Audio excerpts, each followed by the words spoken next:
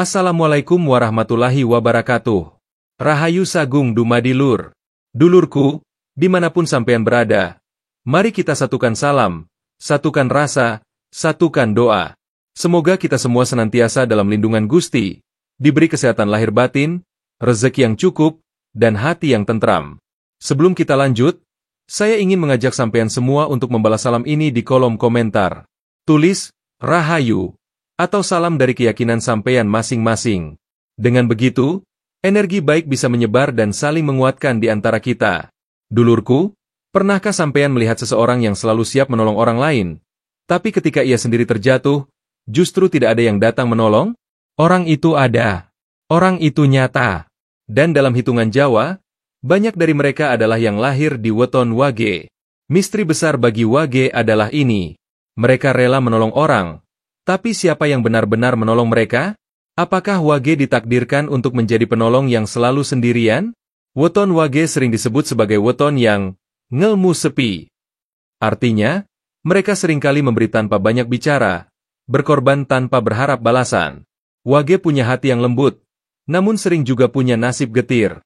Mereka sanggup menolong banyak orang, tapi saat mereka butuh bantuan, dunia seperti pura-pura buta.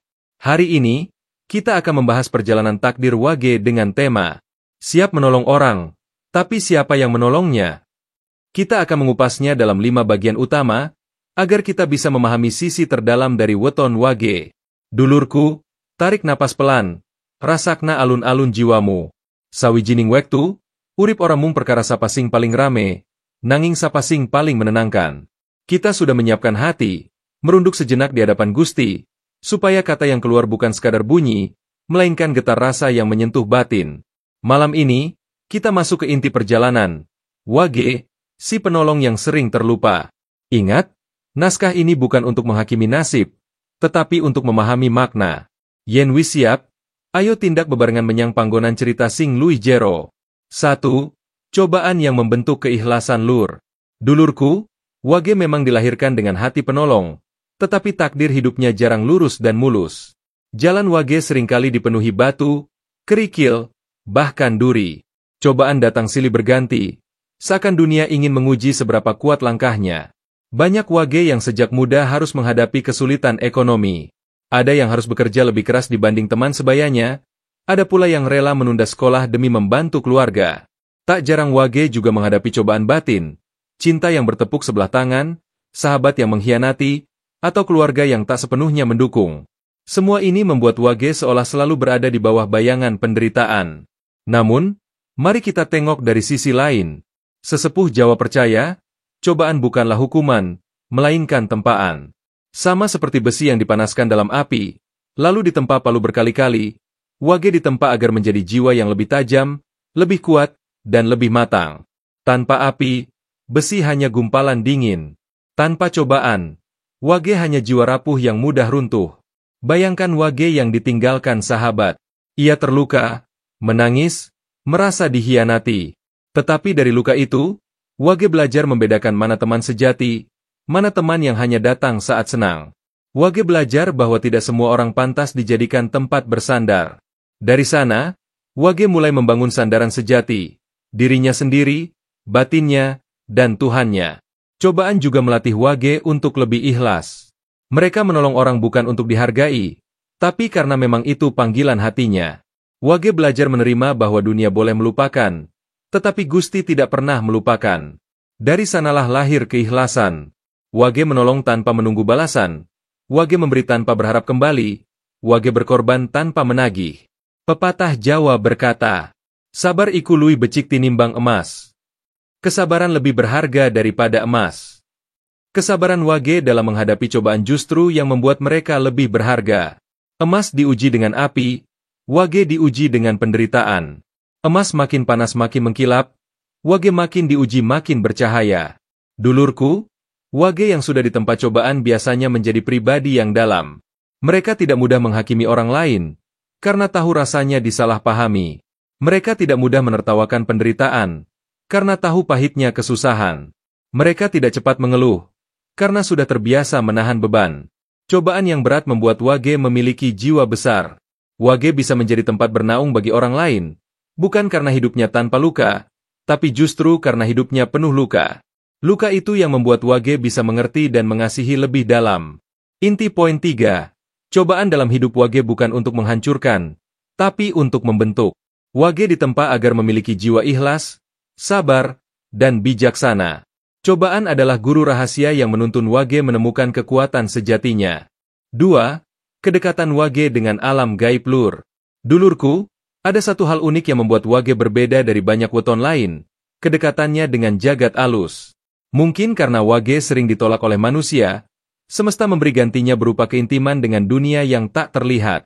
Saat dunia nyata menutup pintu, justru alam gaib yang membuka lebar-lebar tangannya. Sejak kecil, banyak Wage mengalami pengalaman yang tidak bisa dijelaskan dengan akal sehat. Ada Wage yang sering bermimpi didatangi sosok kakek berjubah putih, yang ternyata diakini sebagai roh leluhur penjaganya. Ada pula yang sering merasa ada teman tak kasat mata, menemani bermain, padahal orang lain tak melihat apa-apa. Bagi sebagian orang, itu dianggap hayalan anak kecil. Namun dalam laku kejawen, itu adalah tanda pangayoman, pertanda ada yang melindungi. Tak hanya saat kecil. Semakin dewasa, Wage kerap mendapat firasat. Pernahkah sampean mendengar kisah Wage yang tiba-tiba enggan bepergian, lalu belakangan mendengar kabar bahwa tempat itu terjadi musibah? Atau Wage yang bermimpi bertemu air bah, lalu beberapa hari kemudian keluarganya selamat dari banjir besar? Hal-hal seperti itu bukan kebetulan, dulurku. Itu adalah bahasa gaib yang disampaikan lewat mimpi dan rasa. Sesepuh Jawa sering berpesan, Wong Wage kui cedak karo pangrungu jagat alus. Orang Wage itu dekat dengan telinga dunia halus. Maksudnya, Wage punya antena batin yang lebih peka dibanding kebanyakan orang. Mereka bisa menangkap bisikan lembut yang tak terdengar telinga biasa. Mereka bisa merasakan hawa sejuk atau dingin di tempat tertentu, seakan ada yang hadir namun tak tampak. Kedekatan ini juga yang sering membuat Wage menjadi tempat curhat spiritual. Ada teman yang merasa aman menceritakan mimpinya pada Wage. Ada keluarga yang meminta Wage ikut berdoa karena doanya dianggap lebih cepat dikabulkan. Bukan berarti Wage sakti, tetapi memang batinnya lebih terbuka untuk menerima getaran semesta. Namun, dulurku, kedekatan dengan alam gaib adalah pedang bermata dua. Jika Wage menjaga hati tetap jernih, maka alam gaib yang datang adalah leluhur atau penjaga yang penuh cinta. Tapi jika hati Wage dipenuhi amarah, iri, dan keserakahan, maka yang mendekat bisa saja makhluk halus yang menjerumuskan. Karena itu, Wage harus eling lan waspada. Ingat bahwa semua kekuatan sejati hanya berasal dari Gusti, bukan dari makhluk gaib. Bayangkan Wage seperti seseorang yang berjalan di tepi hutan. Jika ia membawa niat baik, hutan memberi keteduhan, suara burung, dan udara segar. Tapi jika ia masuk dengan hati buruk, hutan bisa menampakkan wujud menakutkan. Demikian pula kedekatan Wage dengan jagat alus, bergantung pada niat batinnya. Maka Wage harus belajar bijaksana. Jangan merasa tinggi karena sering mendapat firasat. Jangan merasa lebih karena didampingi makhluk halus. Gunakan kedekatan ini untuk menuntun orang lain ke jalan yang lebih terang, bukan untuk menakut-nakuti atau menguasai. Inti poin 4. Wage adalah sahabat jagat alus. Alam gaib sering menolongnya, memberi tanda, dan menjaga.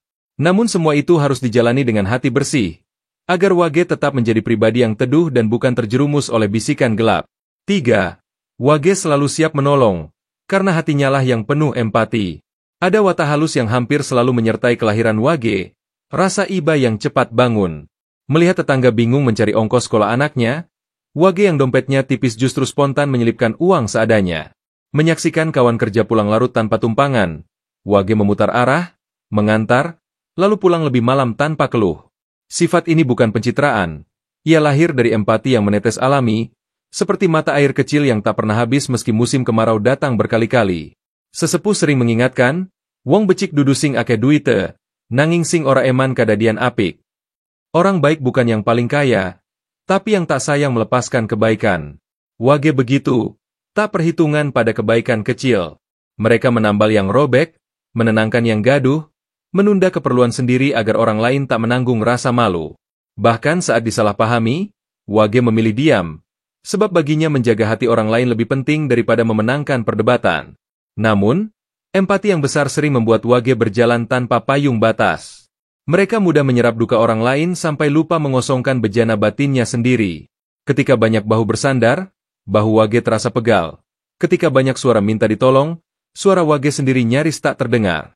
Disinilah pelajaran pertama untuk Wage. Kemurahan hati perlu diiringi kematangan batas. Menolong bukan berarti mengosongkan diri sampai kering. Menolong adalah mengalirkan air, sambil memastikan sumbernya tetap hidup. Cobalah laku cilik iki. Sebelum berkata, iya, pejamkan mata 3 detik, tanya batin, apa aku kuat nindakake iki tanpa nglarani awaku dewe? Apakah aku kuat melakukan ini tanpa melukai diriku sendiri? Bila hati menjawab ya, lanjutkan dengan ikhlas. Bila ragu, berikan pertolongan dalam bentuk lain, informasi, doa, jaringan, atau janji waktu yang realistis. Menolong itu berlapis. Tidak selalu harus memikul semua beban. Wage juga dianugerahi tepas selira, mampu menempatkan diri di rasa orang lain. Itulah mengapa nasihat Wage sering terasa menyejukkan. Mereka berbicara pelan, menimbang kata, memilih diam ketika kata bisa menjadi pisau. Di banyak kisah rakyat, tokoh yang ngelmu sepi, yang menolong tanpa suara, hampir selalu mencerminkan jiwa Wage, menambat simpati bukan dengan retorika, tapi kehadiran yang setia. Datang saat semua pergi, mendengar saat semua sibuk bicara, dan mengangkat saat semua memilih menunduk. Tetapi dulurku, kebaikan Wage akan lebih berumur jika ditopang rutin merawat diri. Wenehana jeda, segelas teh hangat selepas isya, doa pendek untuk leluhur, menulis 3 hal yang disyukuri, lan ngatur napas 4-4-6, tarik 4 hitungan, tahan 4, hembus 6. Laku sederhana ini menjaga pelita batin tetap nyala, supaya Wage tetap bisa memberi tanpa padam. Pepatah Jawa nyandak, aja dumeh, aja lali rumangsa. Jangan merasa lebih, jangan lupa merasa, utamanya merasa pada diri sendiri. Inti poin 1, Wage menolong karena hatinya memang rumah bagi belas kasih. Tugasnya sekarang adalah membuat pagar yang lembut, tetap terbuka bagi yang membutuhkan, namun tidak membiarkan angin dingin memadamkan api di dalam dada. Mula-mula rawat hatimu, supaya pertolonganmu tetap jernih, ora mung ramening awal nanging awet tekan embuk. 4. Penolong yang sering terlupakan. Ironi terbesar dalam perjalanan Wage adalah ini. Mereka banyak menolong orang lain, tapi sedikit sekali yang benar-benar mengingatnya. Wage datang ketika orang lain susah. Wage hadir ketika semua orang menghindar. Namun saat Wage jatuh, suara langkah yang dulu ditolong justru lenyap, seakan tak pernah berutang budi. Dulurku, bayangkan sebuah cerita sederhana. Ada Wage yang selalu meminjamkan uang receh ketika temannya kekurangan ongkos, yang diam-diam menutup biaya jajan anak tetangga, yang rela begadang menemani sahabat patah hati. Tetapi saat Wage sendiri kesulitan membayar listrik, pintu rumah yang diketuk hanya menjawab hening. Teman yang dulu ditolong pura-pura sibuk, bahkan ada yang sengaja menghindar. Inilah kenyataan pahit. Wage sering menjadi penolong yang terlupakan. Mengapa bisa begitu? Karena Wage menolong dengan ikhlas, tanpa menagih, tanpa minta disorot. Kebaikan mereka sering dianggap angin lalu. Dunia lebih cepat mengingat kesalahan kecil daripada jasa yang besar. Wage bisa menolong 10 kali, tapi jika sekali menolak, orang-orang justru mengingat penolakannya. Sesepuh Jawa berkata, becik ketitik, ala ketara, nanging sing becik asring lali ditulis. Kebaikan akan terlihat, keburukan akan terbongkar. Namun kebaikan sering lupa dicatat. Inilah nasib Wage. Mereka bukan orang yang suka mengangkat tangan ke langit sambil berkata, aku yang menolongmu dulu. Wage justru memilih diam, sebab mereka tahu menolong itu bukan untuk dikenang, melainkan untuk dijalankan. Tapi diamnya Wage sering membuat orang lain lupa.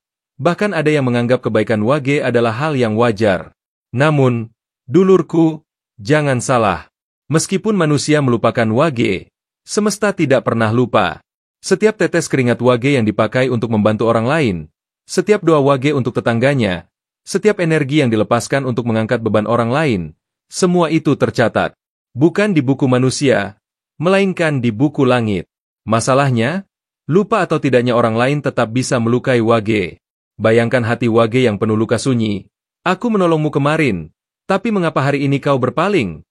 Wage bisa tersenyum, tetapi di dalam dada ada perasaan asing, sepi, dan terluka.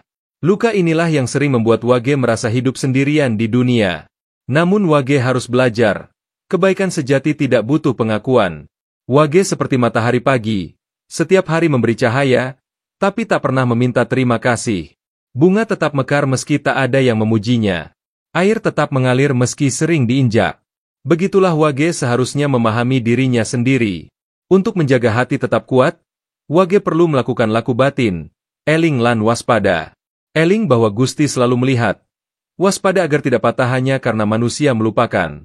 Wage harus tahu bahwa menjadi penolong itu bukan tentang siapa yang mengingat, melainkan tentang siapa yang membutuhkan.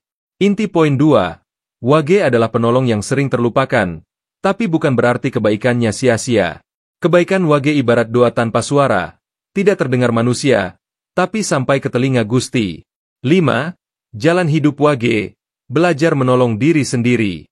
Dulurku, kita sudah melihat bagaimana Wage lahir dengan hati penolong, bagaimana kebaikannya sering dilupakan, bagaimana cobaan berat menempanya, hingga bagaimana jagat alus sering merangkulnya. Tapi di ujung perjalanan batin ini, ada sebuah pertanyaan yang paling dalam. Siapa yang benar-benar menolong Wage? Jawaban sejatinya ada di dalam diri Wage sendiri. Wage ditakdirkan untuk belajar satu hal penting, menolong dirinya sendiri. Bukan berarti Wage harus berhenti menolong orang lain. Wage tetaplah pelita bagi sesama. Tetapi Wage harus ingat, pelita tidak bisa terus menyala kalau minyaknya habis. Wage tidak boleh membakar dirinya habis-habisan hanya untuk menerangi orang lain, lalu mati padam tanpa sisa. Wage harus menjaga minyaknya, jiwanya, supaya tetap nyala. Itulah makna menolong diri sendiri. Bagaimana caranya? Wage harus mulai mencintai dirinya sendiri. Sesuatu yang sering dilupakan, karena Wage terlalu sibuk mencintai orang lain. Wage harus berani berkata, tidak, ketika ia sudah lelah. Wage harus memberi ruang untuk istirahat, ruang untuk bahagia, dan ruang untuk mengobati luka batinnya. Menolong orang lain itu mulia, tetapi Wage harus sadar bahwa tubuh dan jiwanya juga butuh ditolong. Sesepuh Jawa pernah berkata, urip iku kudu bisa ngopeni awakmu dewe sadurung ngopeni wong liya. Hidup itu harus bisa merawat dirimu sendiri sebelum merawat orang lain. Kalimat sederhana ini sesungguhnya adalah kunci. Wage tidak bisa menolong dengan maksimal kalau dirinya sendiri rapuh. Wage akan lebih kuat memberi ketika hatinya sehat, ketika batinnya tenang, ketika tubuhnya terjaga. Maka Wage harus belajar berkata, aku juga penting, aku juga berharga, aku juga layak ditolong. Menolong diri sendiri bagi Wage bisa bermacam-macam bentuknya. Ada Wage yang menolong dirinya dengan merenung di keheningan malam, menata hati lewat doa-doa lirih. Ada Wage yang menolong dirinya dengan berjalan di alam, merasakan sejuknya angin gunung atau bisikan daun bambu. Ada pula Wage yang menolong dirinya dengan menuangkan isi hati di buku harian, agar luka tidak membatu, melainkan mengalir keluar menjadi kata-kata. Semua itu adalah cara Wage untuk kembali mengisi pelitanya. Dulurku, Wage harus belajar menyeimbangkan. Menolong orang lain adalah panggilan jiwa, tetapi menolong diri sendiri adalah kebutuhan hidup. Wage harus menjadi rumah yang kokoh untuk dirinya dulu, baru bisa menjadi rumah bagi orang lain. Seperti pohon beringin yang akarnya dalam, ia bisa menaungi banyak orang karena terlebih dahulu menegakkan dirinya sendiri. Inti poin 5, jalan hidup Wage adalah kesadaran bahwa ia tidak selalu bisa berharap pada orang lain. Penolong sejati Wage adalah dirinya sendiri, dengan cara merawat batin, menjaga jiwa, dan tetap dekat dengan Gusti. Dengan begitu, Wage bisa terus menolong, tanpa kehilangan dirinya. Lan saiki, dulurku, kita wis tekan pungkasaning cerita. Saka kabeh sing wis kita bahas, empati Wage, kelupaane wong marang Wage, cobaan sing abot, kedekatan karo jagat alus, nganti pelajaran menolong diri sendiri, ana siji benang merah sing kudu kita tangkep. Ayo pada kita simpulke ing kesimpulan. Dulurku, Wage memang diciptakan dengan hati penolong. Mereka ikhlas, sabar, dan penuh cinta kasih. Tetapi takdir sering membuat mereka merasa sendirian. Dunia boleh saja lupa, manusia boleh saja menghilang, tapi Wage tidak pernah benar-benar sendirian. Gusti, leluhur, dan semesta selalu hadir menolong, meski dengan cara yang tak terlihat. Maka Wage harus belajar. Menolong orang lain itu mulia, tetapi menjaga diri sendiri juga perlu. Wage harus kuat, karena hanya dengan kekuatan batin itulah mereka bisa tetap menjadi cahaya bagi orang lain. Dulurku, pepatah Jawa berkata, becik ketitik, ala ketara. Kebaikan akan terlihat, keburukan akan terbongkar. Artinya, kebaikan Wage tidak akan pernah sia-sia, meskipun dunia seolah melupakannya. Terima kasih sudah menyimak sampai akhir. Jangan lupa untuk like, subscribe, dan bagikan video ini, agar semakin banyak sedulur yang mendapatkan manfaat. Tulis di kolom komentar pengalaman sampeyan. Apakah sampeyan pernah merasa menjadi penolong, tapi tidak pernah ditolong? Rahayu Sagung Dumadi.